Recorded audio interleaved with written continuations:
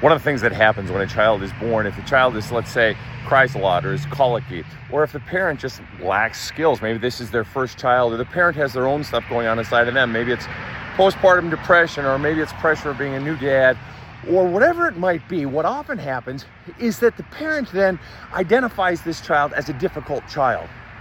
But the problem is, whatever made that child a quote-unquote difficult child at 6 months or 1 year seldom is still around. In fact, is almost never still around when that child is 20. Yet the identity that they've been tagged with of being a problem child has stuck around till they're 20.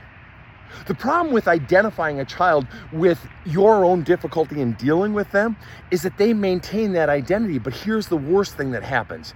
When you tag a child with the identity of, oh, they're a problem child, or they're incorrigible, or I just couldn't handle you, you were too much, is when we identify something as difficult, we distance ourselves from it. We step away. And when we step away from something, we're giving it less attention.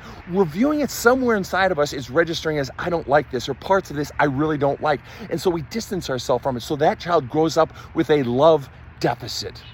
Because the parent, the very source of love, or what's supposed to be the source of love, is distancing him or herself from the child. So guess what happens when someone has a love deficit from a really young age?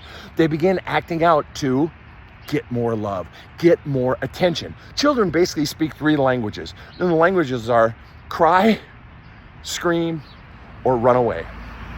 Cry, scream, or run away. Those are the ways that they can convey that they need more attention, right? And so they do more and more of that, and that further feeds the notion that this is a problem child when they were never a problem to begin with. But the parent has labeled the child a problem rather than I had the problem. I didn't know how to do it. I was ill-equipped, but it's easier to tag the child with the label. Is it possible that you were tagged with a label that was never yours to begin with? Is it possible that you were tagged with a label that ran out when you were a year old and you stopped crying so much, but it was just easier for the parent?